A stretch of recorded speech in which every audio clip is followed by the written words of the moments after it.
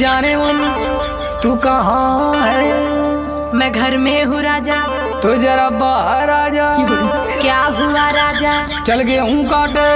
भगो हम ना जाई। काहे रे काहे ना जाइबी? काहे के ब्यूटी मोर खराब हो जाई हो।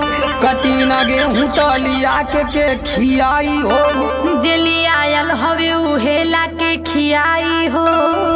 हाथ में कपलिया के देव घवाई हो। तोहे हम गेहूं काटे वाली लगत हई। तक कतही कमा रानी जी तू हई का? लेके दहेज आइल बानी नई हरे से।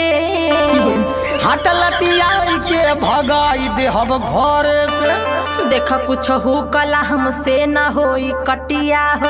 तका दिन भर बैठ के तोड़बू घर में खटिया हो। देखा हमसे न जबरी कटिया